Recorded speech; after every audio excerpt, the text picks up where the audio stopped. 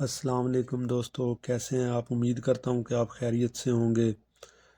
तो दोस्तों, आज जो मैं आपके साथ शेयर करने वाला हूँ अपना नॉलेज फायर अलार्म सिस्टम के बारे में है। फायर के मतलब के जो चैप्टर है हमारा वो फायर के रिलेटेड है कि बेसिकली फायर है क्या चीज़, और इसके बाद में ये जो फायर अलार्म क्या होता है और फायर फाइटिंग क्या होता है, ये सब चीज़ों के बारे में हम आज डिस्कस करेंगे।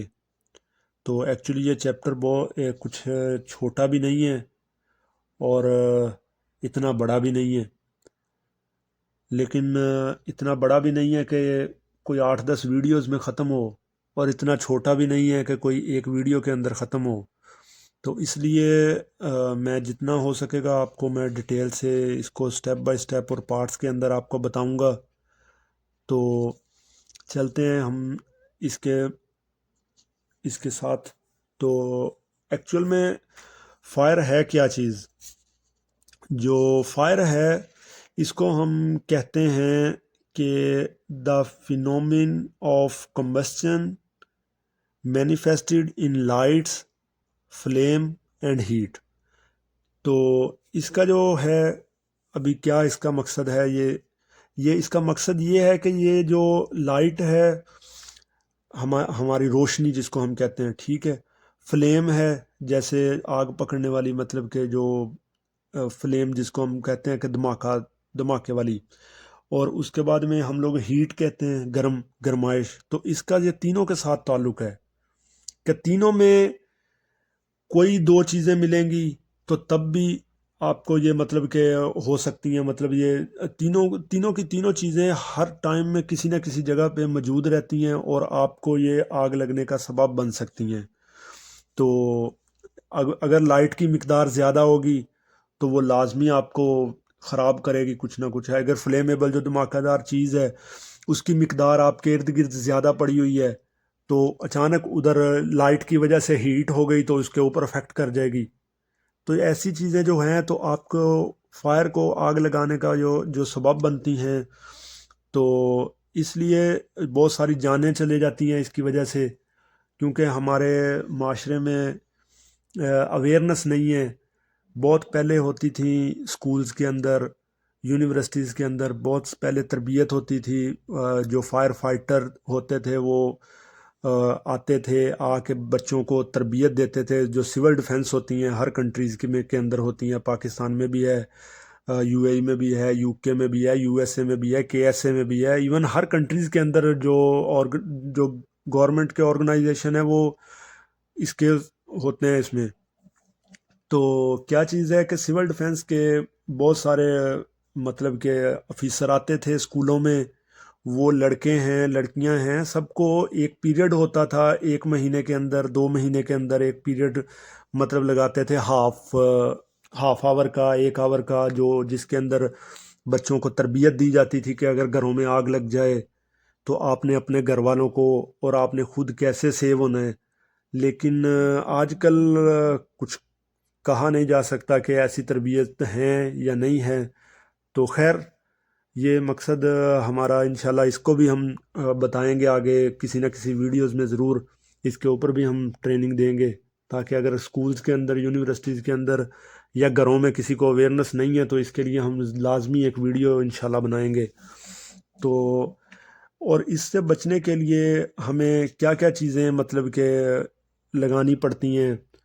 बहुत सारे मतलब प्रॉपर्टीज़ हैं, क्लाइंट्स हैं बहुत सारे, जो उनके पास मतलब कि अपनी प्रॉपर्टी को सेव करने के लिए, कि आग से बचाने के लिए हर बंदा सोचता है कि मैं अपने आप के अपने घर को आग से सेव करूं, मैं अपनी दुकान को सेव करूं, मैं अपनी बिल्डिंग्स को सेव करूं। तो उसके लिए चंद चीज़ें उसको लगाई जाती हैं। तो वो चंद चीज़ें जो है वो मुख्तलिफ मतलब के उसकी टाइप्स होती हैं। जैसा कि आप देखते हैं कि हर तरह के मोबाइल हैं, हर ब्रांड्स के मोबाइल हैं, ऐसे ही फायर अलार्म, फायर सिस्टम के अंदर भी जो आपके मुख्तलिफ तरह के ब्रांड्स हैं इस्तेमाल होते हैं। जैसे कि आपको चंद एक नाम लेके बता देता हूँ। सीमेंस का है, सिंप्लेक्स का है, होनीवेल का है, जेएस का है, कूपर का है, ईएसटी है। तो जॉनसन कंट्रोल्स का है। तो बहुत सारे गोल्डन शील्ड्स हैं, ऐसे बहुत सारे और भी ब्रांड्स हैं, मतलब मुख्तलिफ़ कंट्रियों के अंदर मुख्तलिफ़ तरह के हैं। नाफको है सबसे बड़ा ब्रांड। तो ये क्या चीज़ है, इसके साथ साथ मतलब इसके जो टाइप्स हैं, ब्रांड्स हैं, इनका बेसिकली फंक्शन एक ही होता है। इसके पीछे जो इसकी जो लॉजिकली है चीज़ें, इसका जो सर्किट्स वगैरह हैं, वो सब सेम होते हैं। लेकिन क्या चीज़ का फ़र्क होता है, किसी में कोई एक दो ट्रांजिस्टर ज़्यादा लगा देते हैं, किसी में कोई एक दो कम लगा देते हैं, किसी में कोई फीचर कम है, किसी में कोई फीचर ज़्यादा है। लेकिन बेसिक फीचर सबका एक ही होता है कि हमने कैसे फायर को कंट्रोल करना है और बंदों को अलर्ट करना है। ओके, तो चलते हैं जी। इसके अंदर जो मुख्तलिफ़ तरह की सेंसिंग डिवाइसेस, इंटेलिजेंट डिवाइसेस वगैरह इस्तेमाल होती हैं, तो उसके बारे में हम आपको अभी आगाह कर देंगे। तो एक्चुअल में ये फायर अलार्म जो सिस्टम है ना, ये दो तरह का मतलब के होता है। ये फायर की जो क्लासिफिकेशन है ना, तो इसको डिवाइड किया गया है दो तरह के मतलब के सिस्टम के ऊपर। नंबर एक तो है ये अलार्मिंग सिस्टम, जिसको हम फायर अलार्म कहते हैं।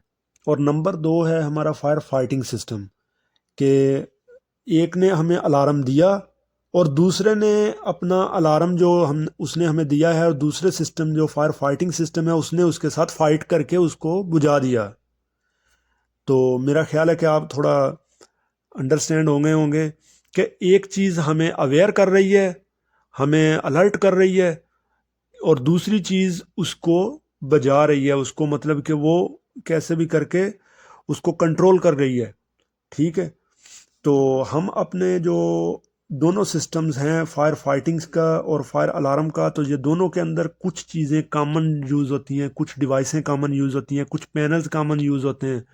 तो उसके बारे में भी हम पढ़ते हैं। और फिर उसके बाद में जो चीज़ हैं, अभी हम चलते हैं फायर अलार्म की तरफ। जो फायर अलार्म है, वो जो सिस्टम है, उसके अंदर भी दो तरह की टाइप्स आ जाती हैं। नंबर एक तो आती है कमर्शियल, नंबर जिसको एड्रेसेबल भी कहते हैं हम लोग। नंबर दो आ जाती है कन्वेंशनल, तो जिसको हम एनालॉग भी कह सकते हैं। तो क्या चीज़ होती है इसके अंदर, जो आपको मतलब बताने का मकसद है, ये दोनों ही सिस्टम, कन्वेंशनल भी और एड्रेसेबल भी, ये दोनों हर बिल्डिंग्स के अंदर भी होते हैं, हर हॉस्पिटल्स के अंदर भी होते हैं। ये हर जगह में होते हैं। मतलब जो क्लाइंट आपको अपनी प्रॉपर्टी को सेव करने के लिए लगवाता है, तो ये लाजिम उस मतलब उसके अंदर चीज़ें होती हैं।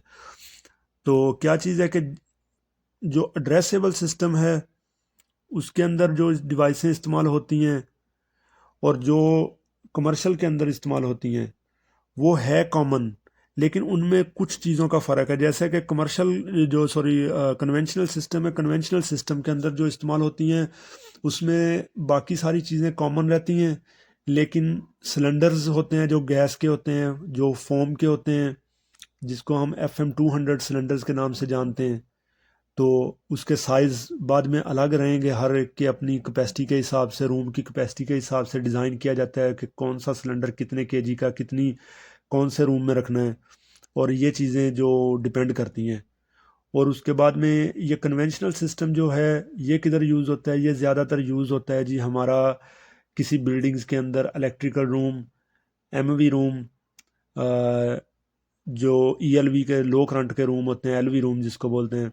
उसके बाद में मेन कंट्रोल रूम होता है, फायर सॉरी सर्वर्स रूम होता है, UPS रूम होता है, जो मतलब कि जिसके ना जो स्पेसिफिक एक रूम्स होते हैं, जिसमें नॉर्मल बंदे की एक्सेस नहीं होती, खाली उधर के जो मतलब इंजीनियर्स होते हैं, टेक्नीशियन होते हैं, जो ऑपरेशन टीम होती है, उनको ही एक्सेस रहेगी उस बिल्डिंग के अंदर। उनके रूम्स के अंदर मतलब कि वो सिर्फ इस्तेमाल होते हैं।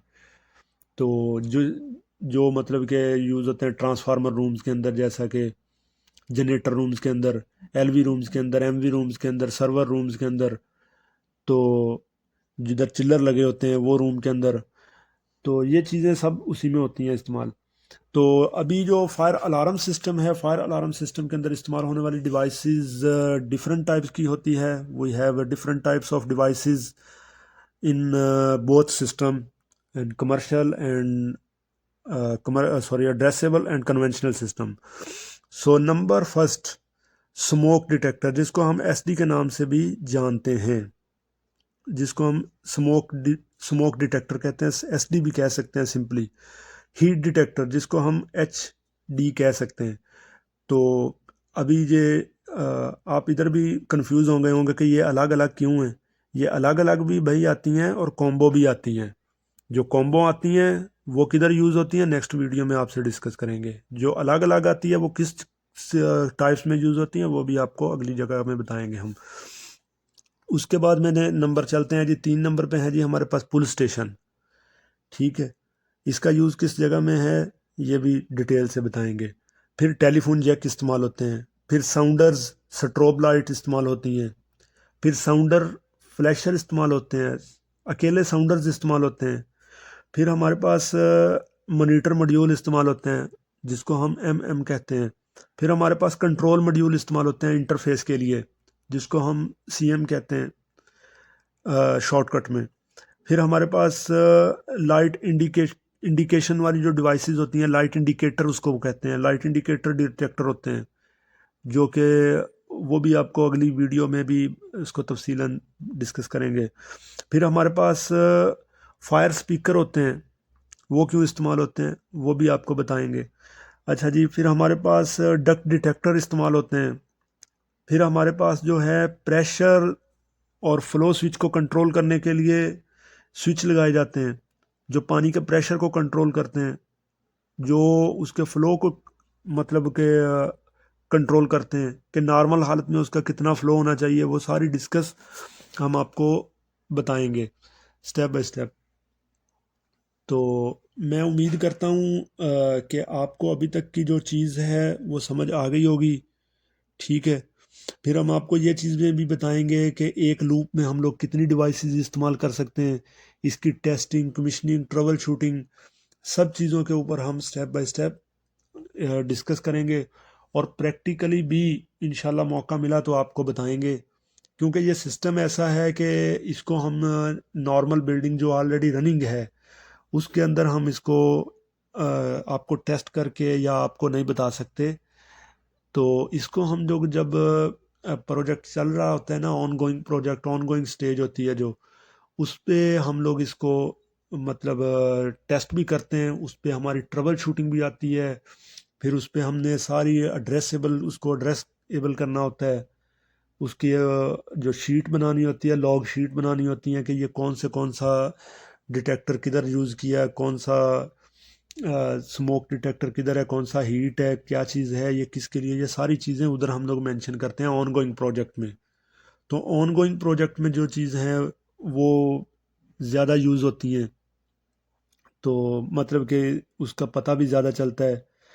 तो आइदर देन हम लोग आपको ये और दूसरी एक चीज़ थी जो आपको बताना भूल गया था, सॉरी, वो ये थी कि इसका जो जॉब रिक्वायरमेंट होती हैं उसके बारे में भी बोलेंगे, हम आपको बताएंगे। तो ये सारी चीज़ें, इंटरव्यू की तैयारी, ये सारी चीज़ें आपको इंशाल्लाह स्टेप बाय स्टेप आपको वीडियोस में बताते जाएंगे हम। तो मुझे अभी इजाज़त दीजिए, तो मैं आपको नेक्स्ट वीडियो में मोर इन्फॉर्मेशन प्रोवाइड करूँगा।